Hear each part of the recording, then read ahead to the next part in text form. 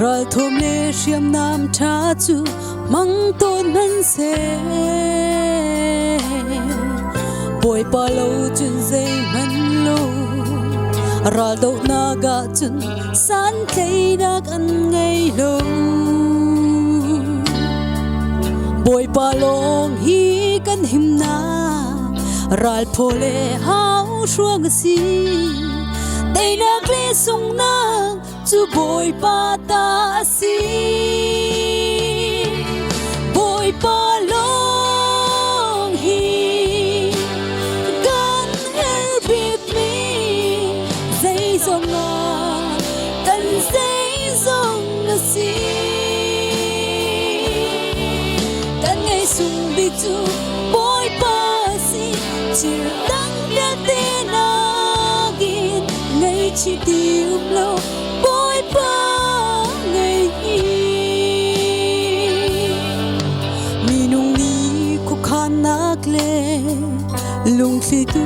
sa du tha mi ngai ton man se boy pa lo chun zai man lo lo thing na kum lo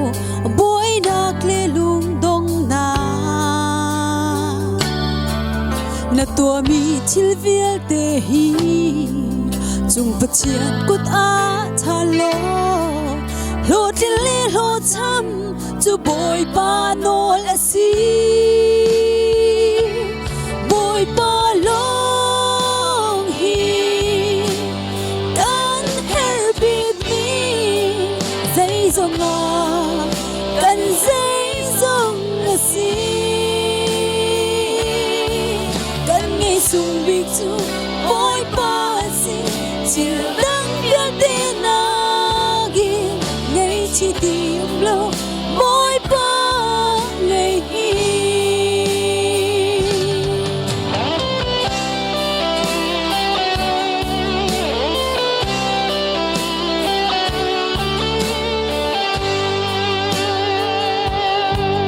ni nong ni le lau tha ngun le lon chil tam pi nei ton man se boy pa lo chun zai man lo nangam nak le lu lom da gam pe kho lo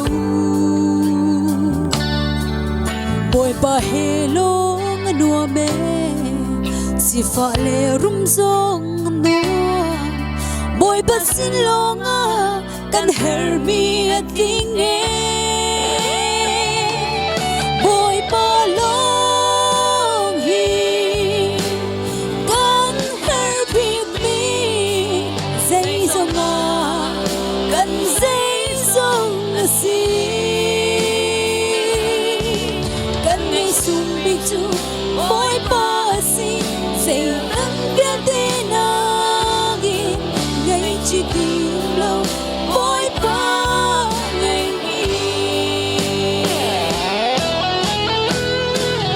boy pa long hi